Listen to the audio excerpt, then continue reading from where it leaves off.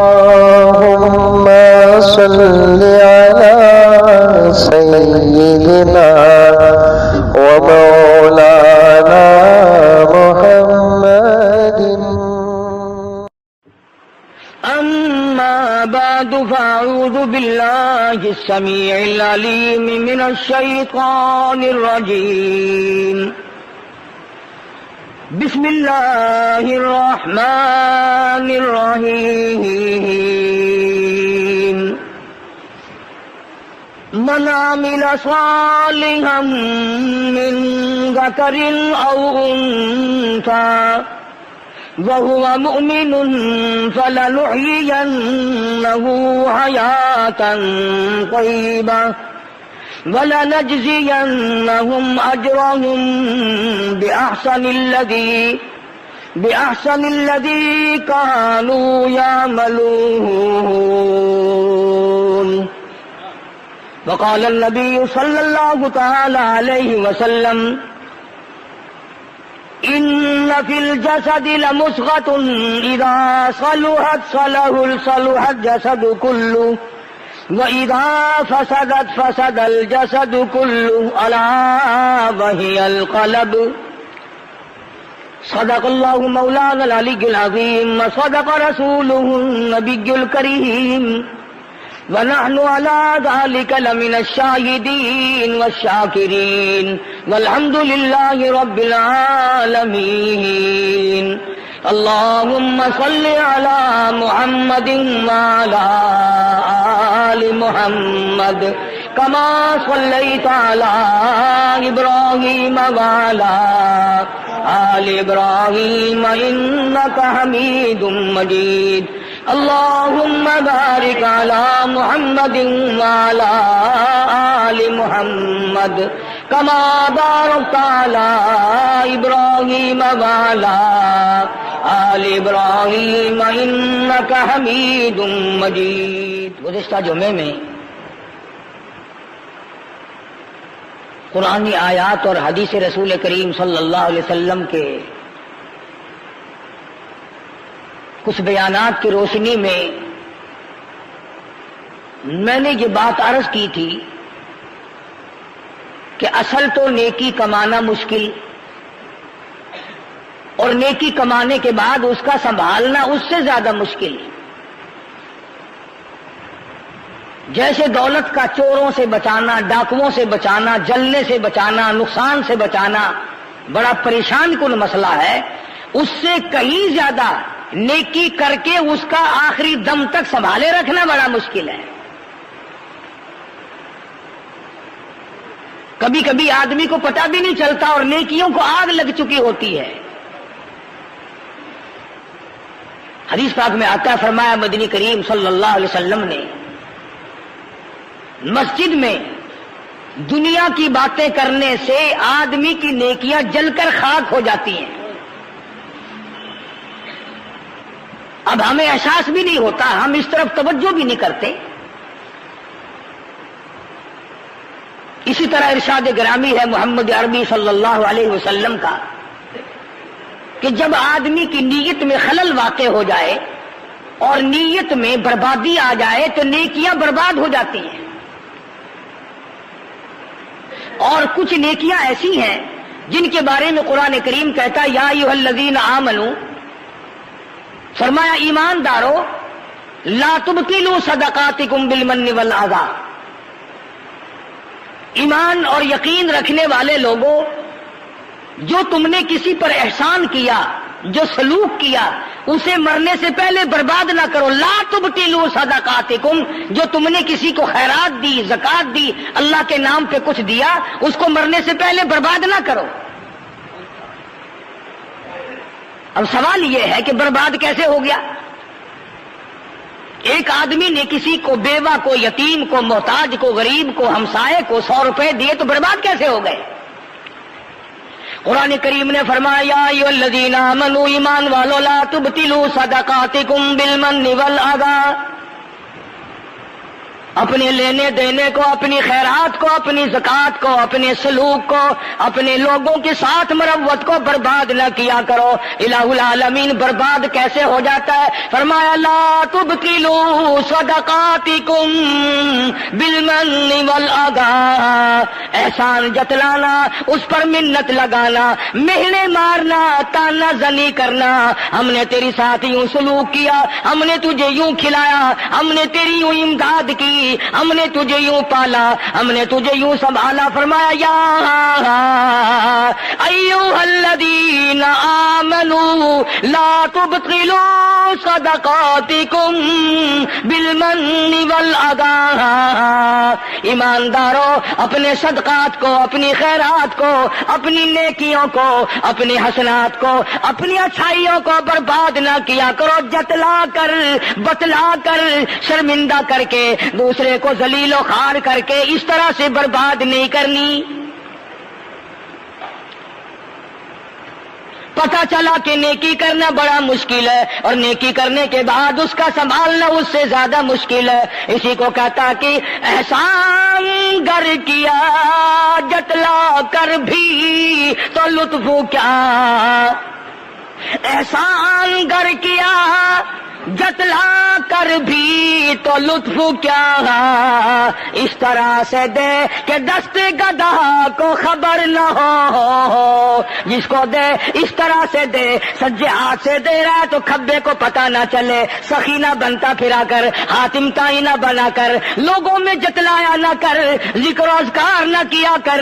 اللہ فرماتے میرے نام پہ نیکی کرنے والے تو جان گیا، تیرے پڑوسی جان گئے، کیا مجھے پتہ نہیں؟ فرمایا میں اچھی طرح سے جانتا ہوں، یعلم خائنۃ الاعین وما تخفی الصدور، میں تو تمہاری آنکھوں کے اشاروں سے واقف ہوں، میں تو تمہاری انگلی کے اشاروں سے واقف ہوں، دلوں کے راز سے واقف ہوں، جو دلوں میں نیتیں اٹھتی ہیں ان کو جانتا ہوں، ارادوں سے واقف ہوں، وسواس سے واقف ہوں، مجھ سے چھپ کر جاؤ گے کہاں؟ میری ذات تو اتنی بڑی ہے، واللہ عزیز ذو انتقام، میں اتنا بڑا بادشاہ، اتنا بڑا بے نیاز، اتنا بڑا حرمتوں کا مالک، الیس اللہ بکاف عبدا، اور میرے بندے کیا تیرے لیے میری ذات کافی نہیں؟ فرمایا نیکی ضائع نہ کیا کر، بڑی مشکل بنتی ہے نیکی، اور اگر بن گئی تو اس کو آگ نہ لگا، اسے برباد نہ کر، اسے تباہ نہ کر، اسے ختم نہ کر، قبر میں کام آئے گی، حشر میں کام آئے گی، پلسرات کے وقت کام آئے گی، موت کا جھٹکا لگتے وقت کام آئے گی۔ اللہ پاک فرماتے ہیں یہ تو وہ گارنٹی ہے، یہ تو وہ کرنٹ ہے، یہ تو وہ تیرا ساتھی ہے دین اور ایمان اور یقین، کہ کسی وقت سارا گھر تجھ سے الگ ہو جائے گا، یہ قبر میں بھی تجھ سے دور نہ ہوگا۔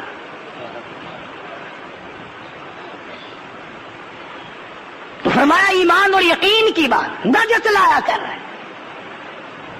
میں نے فلاں کے ساتھ یوں احسان کیا، میں نے فلاں کے ساتھ یوں برتاؤ کیا۔ جگر نے بڑی عجیب بات کہی، کہتی ابو کباب سے لگا نہ لے یہ پتا،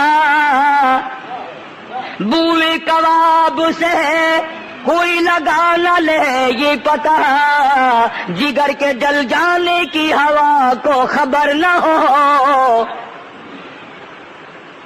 اس طرح سے گزار، کوئی نہ جانے، رب جانتا ہو یا تو جانتا ہو، اپنے سارے معاملات اس کے سپرد کرتا چل۔ حضور اکرم صلی اللہ تعالی علیہ وسلم نے تمام صحابہ اکرام کو، تمام مسلمانوں کو ایک عجیب طرح کی ہدایت فرمائی، یوں فرمایا کہ اپنے معاملات میں، اپنے تمام تر زندگی کے شعبہ جات میں دین کو اجاگر کرو، تاکہ دائیں بائیں اور تمام لوگوں کو یہ پتہ چل سکے کہ ہمارے ساتھ چلنے والا مسلمان ہے، ہمارے ساتھ معاملات کرنے والا مسلمان ہے، ہمارے ساتھ سارے برتاؤ کرنے والا مسلمان ہے، یعنی بغیر پوچھے نام تیرا نہ جانتا ہو، تیرے کام سے یہودی یہ سمجھے کہ یہ مسلمان ہے، عیسائی یہ سمجھے کہ یہ مسلمان ہے، اور اب الحمدللہ ہم نے ایسا کاروبار اور ایسا دھندا اختیار کر رکھا ہے کہ یہودیوں کو عیسائیوں کے ساتھ جب بے ایمانی کرتے ہیں تو وہ پہچان جاتے ہیں کہ یہ مسلمان ہے، اس لیے اس نے مجھے رگڑا دیا ہے۔ حضرت امام ابو حنیفہ رحمۃ اللہ تعالی علیہ عجیب زندگی کے مالک ہیں۔ 53 حج اپنی عمر میں ادا فرمائے، 53، اور کئی حج ایسے ہیں جو گھر سے لے کر بیت اللہ تک آنا جانا پیدل سفر کیا۔ ان حضرات کو نیکیوں کی قدر تھی اور ڈرتے تھے آخرت سے کہ ہمارے ساتھ نہ معلوم کیا ماخذہ پیش آ جائے گا۔ تو امام ابو حنیفہ رحمۃ اللہ علیہ کو اللہ پاک جل شانہ نے اتنا تقویٰ دیا تھا، اتنی پرہیزگاری عطا فرمائی تھی، اندازہ لگاؤ وہ آدمی کتنا نیک ہوگا جس نے 40 سال تک عشاء کے وضو سے فجر کی نماز پڑھی۔ آج تو یقین بھی نہیں آتا، میرا گپ معلوم ہوتا ہے، میرا جھوٹ معلوم ہوتا ہے کہ ہو ہی نہیں سکتا۔ گرمی، سردی، صحت، تندرستی، آرام، دکھ، درد، 40 برس تک عشاء کے وضو سے فجر کی نماز۔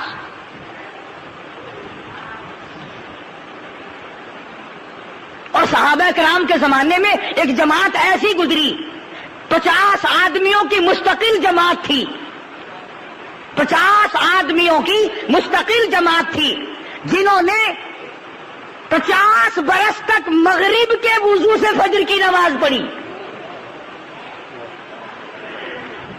بڑے چوڑے ہوئے پھرتے ہو تم، حج کر لیا، 4 نمازیں پڑھ لی رمضان میں، بڑے چوڑے ہوئے پھرتے ہو کہ صاحب جنت کا دروازہ الحمدللہ میں نہیں کھولنا ہے۔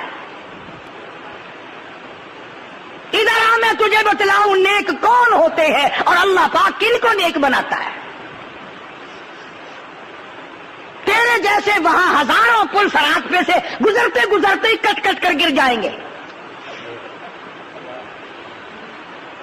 500 میل 500 برس گھوڑا دوڑے تو پل صراط کے اوپرلے سرے پہ چڑھے، اور 500 میل اور 500 برس تک گھوڑا دوڑے تو برابر کا سفر طے ہو، اور 500 برس تک گھوڑا دوڑے پھر اس کا ڈھلوان ختم ہو۔ اتنا لمبا سفر ہے پل صراط کا۔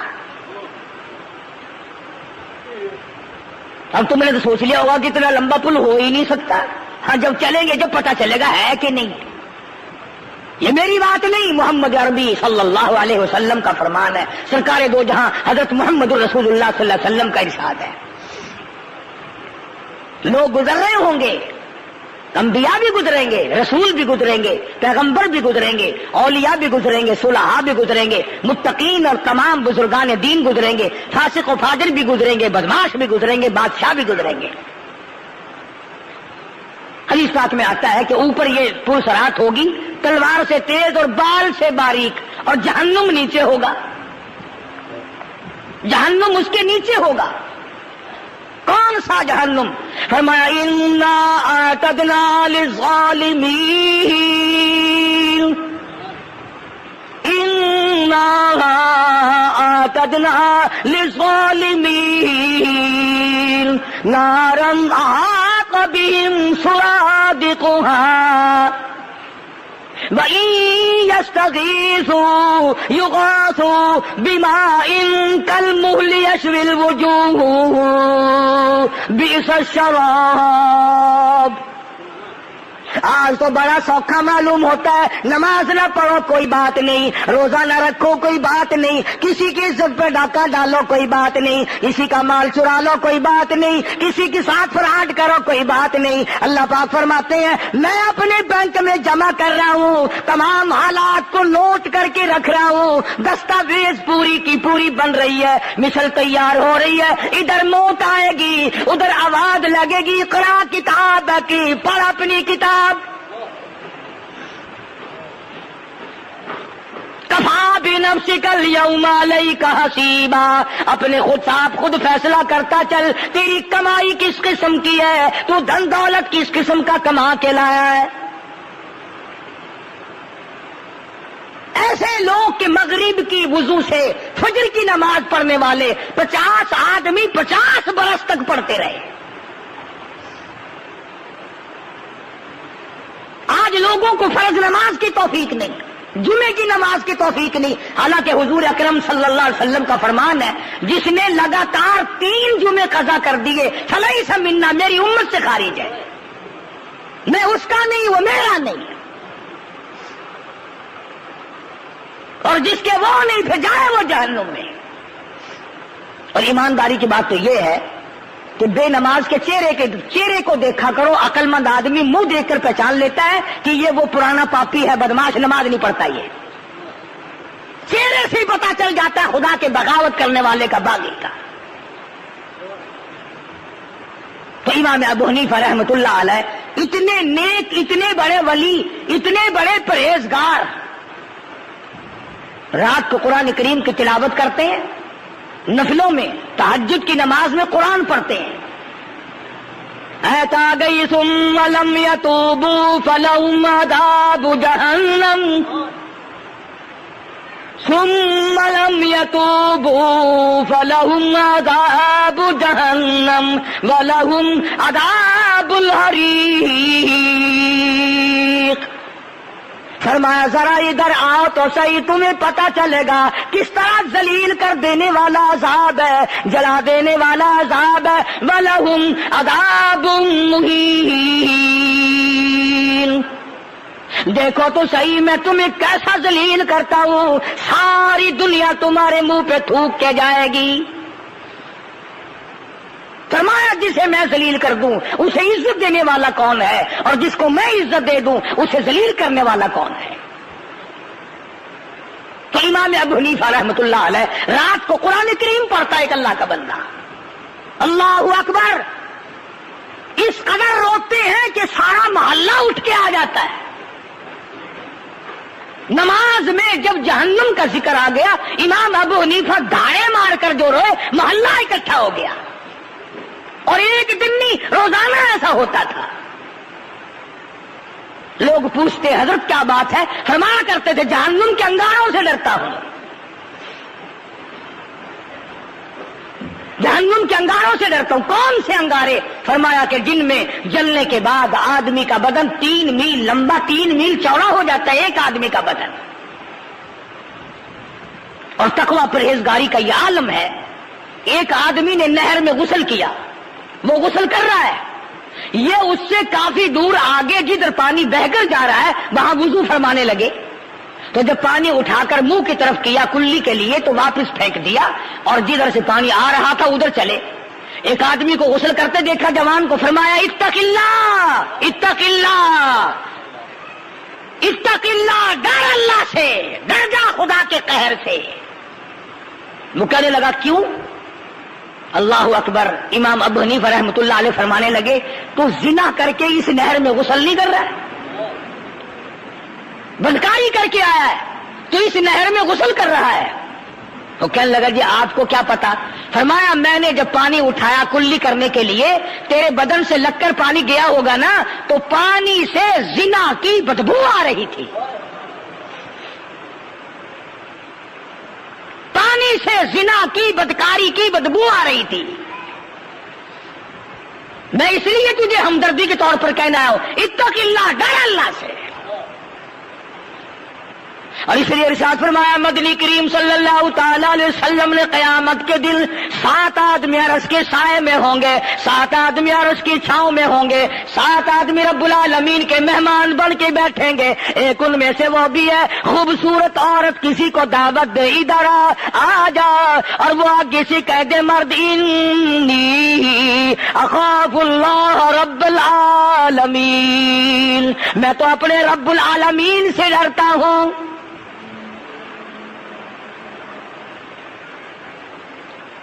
امام ابو حنیفہ رحمت اللہ علیہ نالی میں پانی دیکھتے ہیں، غسل خانے میں کوئی جوان غسل کر رہا ہے، وہیں پر بیٹھ گئے۔ جب آدمی نہا کر کے نکلا علیحدہ بلایا، فرمایا بیٹے زنا اچھی چیز نہیں، خدا کی لعنت برستی ہے۔ وہ کہنے لگا آپ کو کیا پتا؟ فرمایا میں نے نالی میں پانی دیکھا، بدبو زنا کی آ رہی تھی۔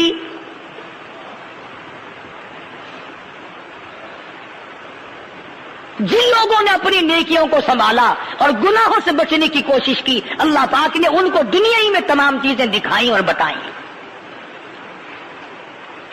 نیکی نیکی سے خوشبو آئی اور بدی سے بدبو آئی. بے شمار واقعات ہیں اللہ والوں کے کہ وہ دنیا ہی میں جنت کے مزے لیا کرتے تھے, دنیا ہی میں ان کو مزہ آیا کرتا تھا. بادشاہ وقت ہے, بادشاہ ہے. خواجہ ابراہیم ابن ادہم رحمت اللہ علیہ بادشاہ ہیں, بلخ کے بادشاہ ہیں, اپنے تخت پہ سوئے ہوئے ہیں. دل میں آیا کرتا تھا کبھی کبھی میں بھی اللہ والا بن جاؤں, میں بھی درویش بن جاؤں, میں بھی فقیر بن جاؤں, میں بھی خدا بند عالم کے حضور میں ہر وقت اللہ اللہ کیا کروں, میری زبان ہو تیرا نام ہو, میرا دل ہو تیری یاد ہو. یہ دل میں ارادہ کیا کرتا تھا خواجہ ابراہیم ابن ادہم رحمت اللہ علیہ, بادشاہ ہے بلخ کا. کبھی بادشاہ یہ سوچا کرتے تھے کہ میں درویش بن جاؤں, اللہ والا بن جاؤں. اب ہم غریب آدمی سوچتے ہیں کہ یار اگر بادشاہ 1 گھنٹے کے لیے مل جائے نا, میں اپنا کوٹا تو پورا کر ہی لوں گا, ملے صحیح.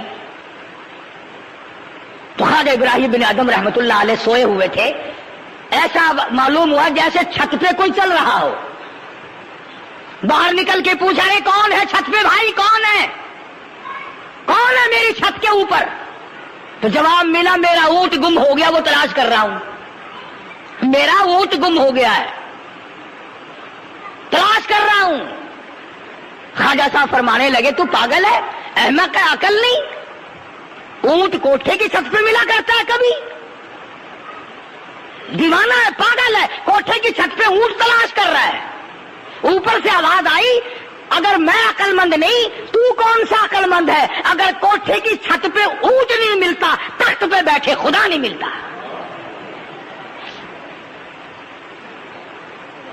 مجھے اگر چھت پہ اونٹ نہیں ملے گا, یاد رکھ شہنشاہی کے تخت پہ بیٹھے بیٹھے تجھے بھی خدا نہیں ملے گا. سمجھ میں آ گئی بات؟ چسکے والے لوگ تو تھے نہیں, جس کو اللہ کا چسکا پڑ جائے. بس صبح ہوئی, نہ جانے اس زمانے میں پارلیمنٹ بھی نہیں تھی جو پارلیمنٹ کے حوالے کر دیا ہوگا. یہ منٹ شنٹ تو سارے اب آئے ہیں نا, لوکل باڈیز, بی ڈی ممبری, فلانی شورا ممبر اجلاس ہے, فلانی صوبائی اسمبلی, قومی اسمبلی, یہ ساری کے سارے الحمدللہ انگریز کا تحفہ ہے. یہ دین ایمان کی ان میں کوئی بات نہیں ہے. وہ جو تھے نا ہمارے روحانی باپ انگریز,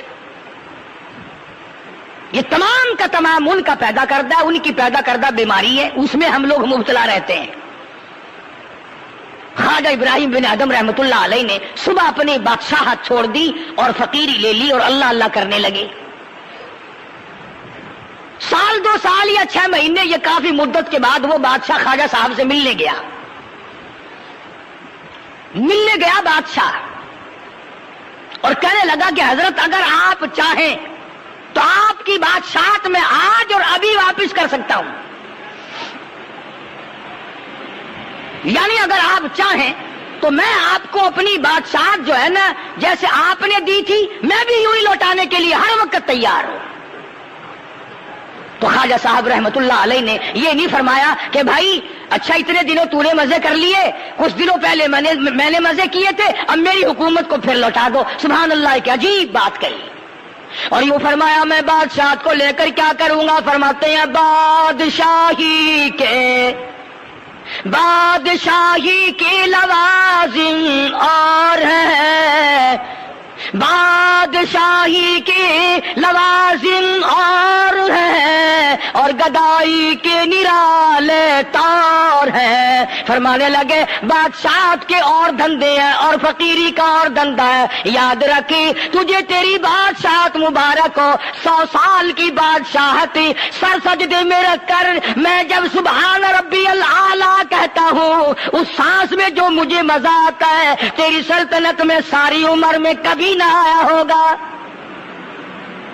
1000 سال کی بادشاہت ہو, 1000 سال کی گورنری ہو, جو اطمینان, جو سکون, جو لذت سبحان ربی العظیم میں ہے, جو سبحان ربی الاعلیٰ میں ہے, جو سبحانک اللہم میں ہے, جو لا الہ الا اللہ محمد الرسول اللہ میں ہے, اور جو درود پاک میں ہے, اور جو قرآن کریم کی تلاوت میں ہے, وہ بادشاہت میں مزہ کیا ہو سکتا ہے؟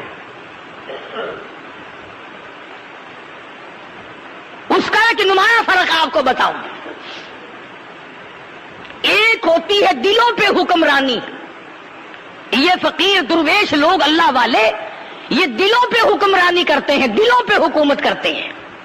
اور ایک یہ بظاہری حکومت ہے جو فوج اور پولیس کے ذریعے ڈنڈے کے ذریعے حکومت چلتی ہے. تو جو لوگ دیندار ہیں, جو اللہ والے ہیں, ان کی قدر دلوں میں ہوتی ہے, ان کی چاہت دلوں میں ہوتی ہے, ان کی حکومت دلوں پہ ہوتی ہے. وہ دلوں کے حکمران ہوتے ہیں اور دلوں کی وجہ سے پھر آنکھ اور تمام جسم ان کے سامنے بچھ جایا کرتا ہے. چنانچہ ہر نیک آدمی کی یہ تمنا ہے کہ نیک آدمی میرا ایک رات مہمان بن جائے, کوئی اللہ والا میرے یہاں 1 گھنٹہ آ جائے, کوئی 1 منٹ آ جائے. اور کبھی کسی نے یہ بھی تمنا کی کہ 1 دن اور 1 گھنٹہ ڈنڈا لے کر تھانے دار میرے گھر میں آ جائے. کون تمنا کرتا ہے؟ اگر پتہ بھی چل جائے نا کہ دروازے پہ کھڑا ہوا مجھے بلا رہا ہے تو آدمی کہتا ہے وہ لعنت کا مارا کیوں آ گیا یہاں بھائی. اس لیے کہ وہ دلوں پہ حکومت نہیں, فقیروں کی دلوں پہ حکومت ہوتی ہے. تو خواجہ ابراہیم ابن ادھم رحمت اللہ علیہ نے صاف جواب دے دیا اور انکار کر دیا. اور تو قرآن کریم کی جو میں نے آیت تلاوت کی, حق سبحانہ و تعالی و تقدس نے اس پر فرمایا من عمل صالحا من ذکر او انثى, مرد نے نیکی کی ہو یا عورت نے نیکی کی ہو, فلنحیینہ حیاتا طیبہ, میں ان کی نیکی, ان کی سعادت, ان کی خوش بختی, ان کی اچھائی کا مزہ ان کو دنیا ہی میں چکھا دیتا ہوں. اب جتنے روزہ رکھنے والے لوگ ہیں ان کو روزے کا مزے کا پتہ ہے, عجیب لذت ہوتی ہے. جو آدمی پابندی سے نماز پڑھتا ہے اسے پتا کہ نماز کی کیسی لذت ہے. جو آدمی صبح اٹھ کر قرآن کریم کی تلاوت کرتا ہے اسے پتا کہ تلاوت میں کیا مزہ آتا ہے. آدمی دل جمی کے ساتھ قرآن پڑھ رہا ہو اور کوئی آ کر بلائے نا, یقین جانو ایسا غصہ آتا ہے سر میں پتھر مارو اس کے. اس نے تار کیوں ہلا دی, اس نے لو لگی ہوئی کیوں چھیڑ دی. ایک عجیب کیفیت اور ایک عجیب سرور ہوتا ہے, ایک عجب لگن ہوتی ہے جس کا تعلق خدا کی ذات سے ہوتا ہے. بندے اور تعلق خدا کا آپس میں ایک قسم کا نظام رابطہ قائم ہو جاتا ہے. تو فرمایا من عمل صالحا من ذکر او انثى وهو مؤمن فلنحیینہ حیاتا طیبہ, مرد ہو یا عورت ہو جو بھی نیکی کرے گا, جو اچھائی کرے گا, میں اس کا مزہ, اس کی لذت, اس کی حلاوت, اس کا مٹھاس, اس کی چاشنی اس کو دنیا ہی میں چکھا دوں گا. وہی پتا چل جائے گا اسے کہ اس میں کیا لذت ہے اور اس میں کیا مزہ ہے. اور صحابہ کرام کے تو واقعات اس پر بڑے بے شمار ہیں کہ انہیں کیسی لذت آئی اس میں اور کس قدر حلاوت ان کو آیا کرتی تھی. سیدنا بلال حبشی رضی اللہ تعالی عنہ آگ میں لٹائے ہوئے ہیں, سینے پہ پتھر کی چٹان ہے, مارنے والے مار رہے ہیں, اور حضرت بلال رضی اللہ تعالیٰ عنہ کی زبان پر احد احد, اللہ احد, اللہ ایک ہے, اللہ ایک ہے, یہ ورد جاری ہے. تو پاس سے گزرتے ہوئے ابو بکر صدیق رضی اللہ تعالیٰ عنہ نے یہ فرما دیا, بلال خدا کوئی ڈو رہا ہے, کوئی کملا ہے جو سن, تو دل دل میں کہہ لے, تو اپنے دل ہی دل میں آواز لگا لے, باہر آواز نہ نکال, تجھے مار پڑتی ہے, تجھے تکلیف پہنچ رہی ہے بے تحاشا.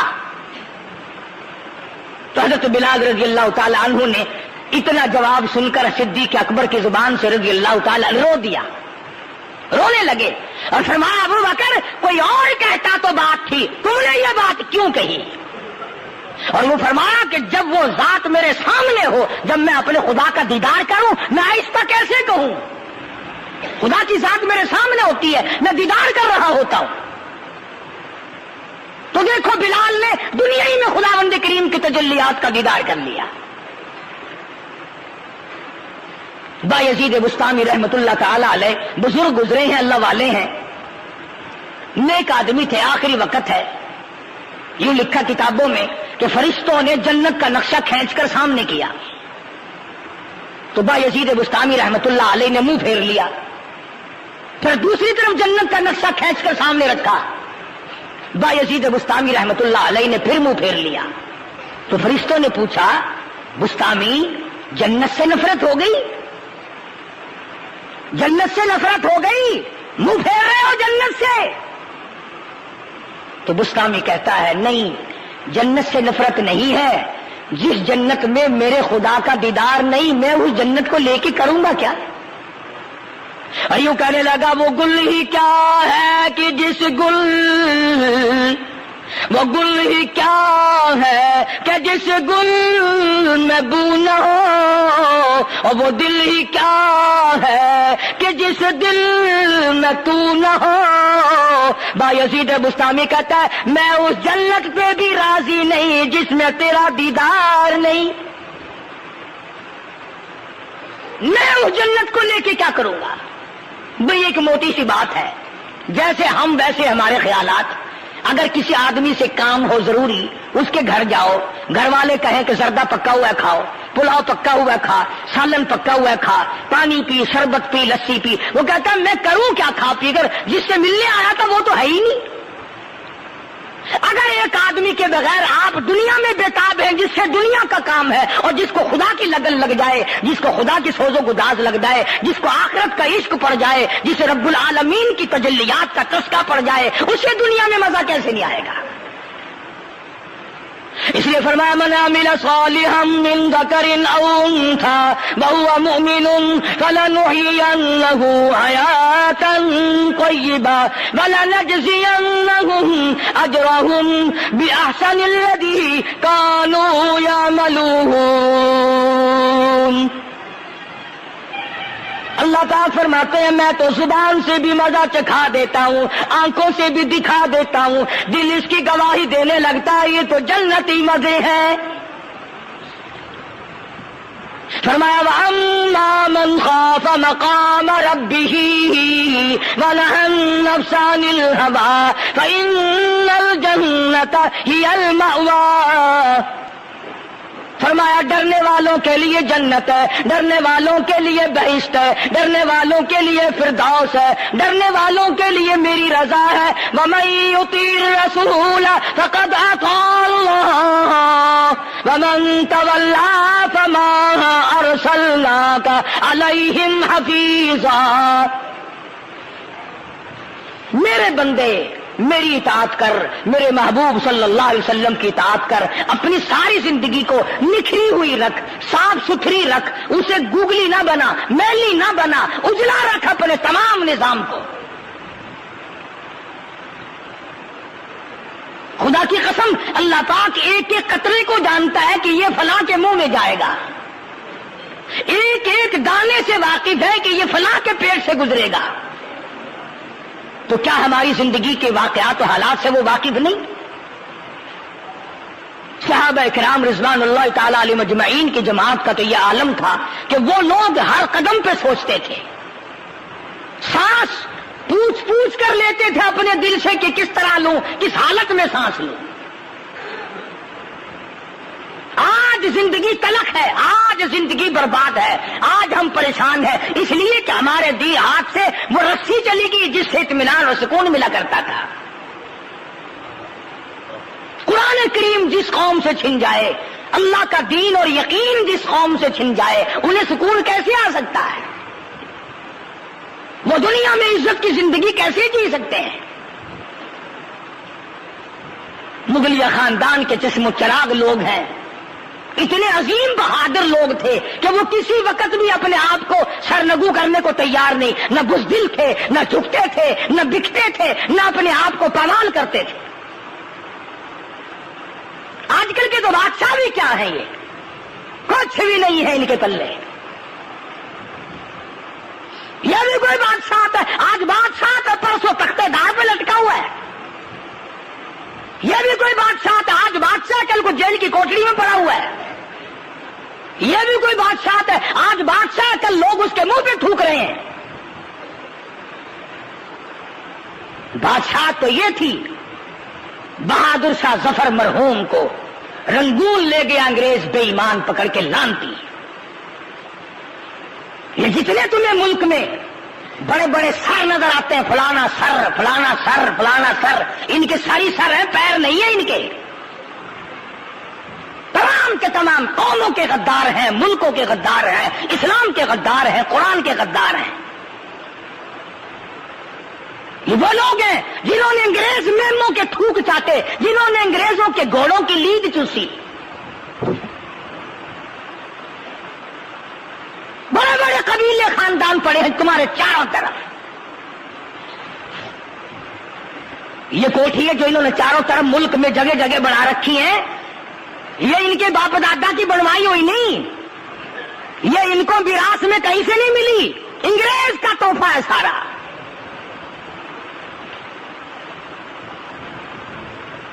بڑے بڑے چاروں طرف بکھرے ہوئے پڑے اب بھی. تو بہادر شاہ ظفر مرحوم کو انگریز پکڑ کے لے گیا. اللہ اکبر، عجیب عجیب باتیں کہی ہے اس نے.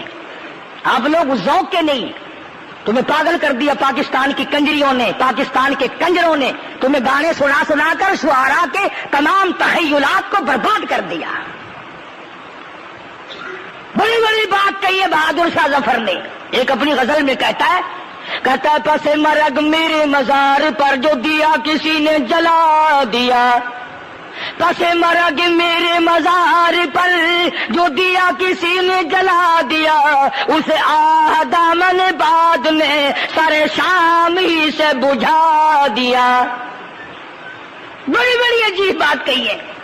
ایک جگہ کہتا کہ یاد آئے گی میری وفا میرے بعد، کون اٹھائے گا تیری جفا میرے بعد، بلکہ تسبیح خواہ قرآن خواہ آئے ہیں وہ آج میری قبر پہ پھول چڑھانے میرے مر جانے کے بعد.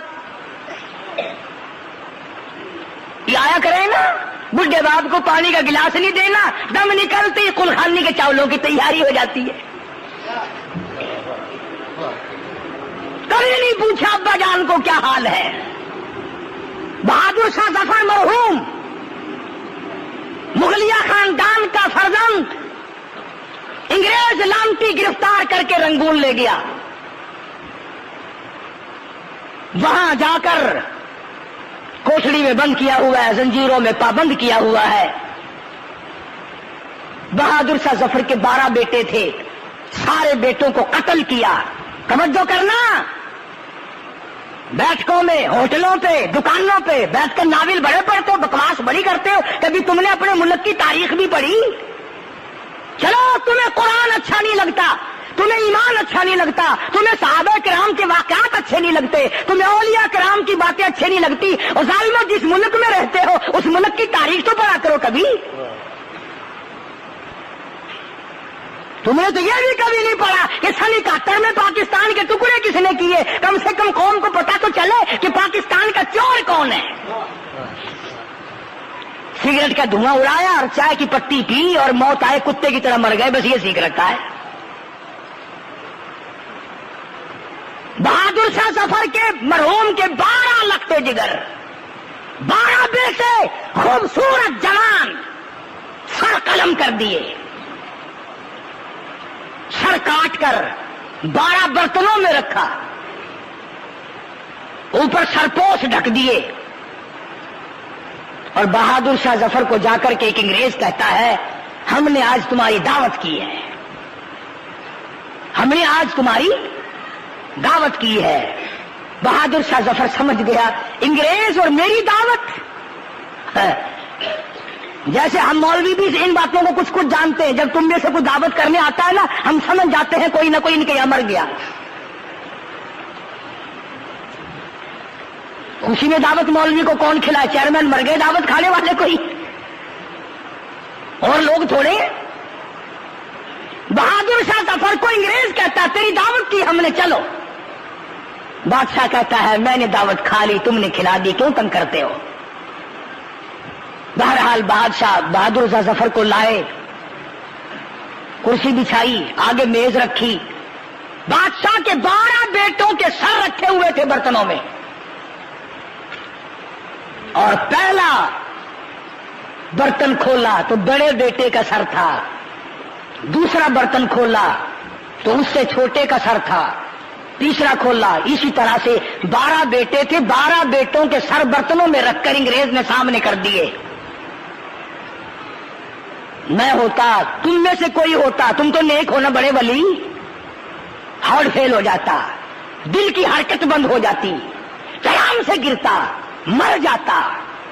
بہادر شاہ ظفر جیسا جوان وہی کھڑا ہو کے کہتا کہ لیے پھرتی ہے بلبل چونچ میں گل، لیے پھرتی ہے بلبل چونچ میں گل، اور ڈھونڈتی ہے شہید ناز کی تربت کہاں ہے۔ اور میرے بیٹوں مبارک ہو اور فرزندوں مبارک ہو، خاندان تیموریہ کے فرزندوں تمہیں مبارک ہو، مجھے تم سے یہی امید تھی، تم اتنے وفادار نکلے، اپنے باپ کے سامنے سر آ کر رکھ دیے۔ تم نے اپنی آن کا سودا نہ کیا، تم نے اپنی شان کا سودا نہ کیا، تم نے اپنے وقار کا سودا نہ کیا، اور یہ سر کٹتا اچھا ہے، جھکتا اچھا نہیں ہے۔ ضرورت تھی لوگوں میں، بہادر تھے لوگ۔ دلی سے لے کر چاروں طرف کے اطراف اور علاقے میں 4000 عربی مدرسہ تھا، کوئی مولوی نہ بچا، کوئی محدث نہ بچا، کوئی استاد نہ بچا، کوئی خادم نہ بچا، بلکہ آگے بڑھ کر کے کہوں گا اس وقت مسجد میں اذان دینے والا بھی کوئی نہ بچا۔ 14,000 علماء دین کو ایک دن میں پھانسی دی تھی انگریز نے، 14,000 علماء دین کو ایک دن پھانسی پہ چڑھایا، مختلف علاقوں میں جلایا ہے، پھانسی چڑھایا ہے، پرواہ نہیں کی۔ میں عرض کر رہا تھا جب نیکی کا مزہ دنیا میں آنے لگے، جب نیکی کی حلاوت دنیا ہی میں چکھنے لگے آدمی، پھر اس نیکی سے باز نہیں آیا کرتا۔ مرزا مظہر جانان شہید رحمت اللہ علیہ عالمگیر بادشاہ کے خالہ زاد بھائی ہیں، بڑے نیک ہیں، گولی سینے میں لگی، جامع مسجد دلی کے زینے پہ پڑا ہے، پیڑیوں پہ پڑے ہیں۔ ایک آدمی نے کہا حضرت 3 دن گزر گئے، آگے تو ہر سانس میں درود شریف پڑھا کرتے تھے، اب درود شریف کی آواز نہیں آئی، تیسرا دن ہے ہم نے درود نہیں سنا، کیا بات ہے؟ مرزا صاحب نے جواب دیا سبحان اللہ، فرمانے لگے میرے آقا کی ذات پاک ہے، مدنی کریم صلی اللہ علیہ وسلم کی ذات پاک ہے، 1000 بار بشم دہن دمشق و گلاب ہنوز نام تو گفتن کمال بے ادبیست۔ فرمایا اگر میں مشک و عنبر زعفران سے اپنے منہ کو 1000 مرتبہ دھو کر آقا کا نام لوں پھر میں ڈرتا ہوں بے ادبی نہ ہو جائے۔ تو مرزا صاحب کہتے ہیں حضور کی ذات اتنی پاک ہے، حضور کی صفات اتنی صفات ہیں، وہ اتنے پاکیزہ ہیں، میرے سینے میں جو گولی ٹھہر گئی ہے وہ گندک اور برود کی ہے، بدبودار ہے، اور لوگوں سینے میں بدبودار گولی لے کر کالی کملی والے کی ذات پر درود شریف پڑھتے ہوئے مجھے شرم آ رہی ہے، مجھے شرم آ رہی ہے حضور کی ذات پر درود شریف پڑھتے ہوئے، سینے میں بدبودار گولی ہے۔ اور یہاں ہمارے یہاں گندے نالے پہ ہوٹل ہے، گندی روڑی پہ ہوٹل ہے، دبڑک دبڑک ہوٹل پہ وہ ڈھولک بج رہی ہے، ریکارڈ بج رہا ہے، صوفی صاحب بیٹھے ہیں، بال بکھرے ہوئے ہیں، داڑھی مونچھ صاف ہے، شکل سے معلوم ہوتے ہیں جیسے حضور اندرا کے بھتیجے ہو، قوالی ہو رہی ہے، سر ہل رہا ہے، واہ واہ واہ کیا بات ہے، کیا بات ہے۔ لے نبی پاک صلی اللہ علیہ وسلم کا نام کہاں، کس مجلس میں اور کہاں آ رہا ہے؟ جن کے نام کو فرشتے بھی ادب سے لیں، جن کے سامنے جبریل نے ٹنڈ کبھی نہ کی، باب جبریل تک تم مدینے پاک میں جاؤ، حضور کے روزہ مبارک سے قبر مبارک سے باب جبریل دیکھو کتنا فاصلے پہ ہے، اتنی دور تک جبریل امین پٹ پیرا چلتا تھا، پیٹھ پیچھے چلتا تھا، حضور کی طرف پیٹھ نہیں کرتا تھا۔ اور بے ادب ہمیں بتاتے ہو، تیرے سامنے حضور کا نام کنجری گاتی ہے، بڑے پیسے نکالتا ہے، عشق وہی مزہ آ گیا، سبحان اللہ۔ سرکار مدینہ صلی اللہ علیہ وسلم کا اسم مبارک یوں، تجھ سے تو بہت اچھے، تجھے حضور کا ادب نہیں، تجھے حضور کی قدر نہیں، مدینے کے اگر تجھے نہیں قرآن سے پتہ نہیں چلتا، تجھے حدیث پاک کی کتابوں سے نہیں چلتا، تجھے صحابہ سے حضور کا پتہ نہیں چلا، تجھے جبریل سے حضور کا پتہ نہیں چلا، اور چلا جا مدینے کے کتے سے پوچھ لے کالی کملی والے کا کیا مقام ہے صلی اللہ علیہ وسلم، مدینے کی بلی سے پوچھ لے سرکار مدینہ صلی اللہ علیہ وسلم کے شہر کا گلیوں کا کیا مقام ہے، یوں ہی لگے رہتے ہیں بس۔ تو میں عرض کر رہا تھا کہ حضور صلی اللہ علیہ وسلم پر قربان ہونے والے لوگوں کو اپنی نیکیوں کا پتہ دنیا ہی میں چل جاتا ہے۔ سلطان نور الدین زنگی رحمت اللہ علیہ بادشاہ وقت ہے، میری مستقل کیسٹ ہے اس عنوان پر، سلطان نور الدین زنگی مارکیٹ میں ہے۔ ہر جمعرات کو جب تک حضور صلی اللہ علیہ وسلم کی ذات پہ 1000 درود شریف پورا نہ کر لے بادشاہ کو نیند نہیں آتی تھی، اور یہ امت ایک مرتبہ بھی نصیب نہیں۔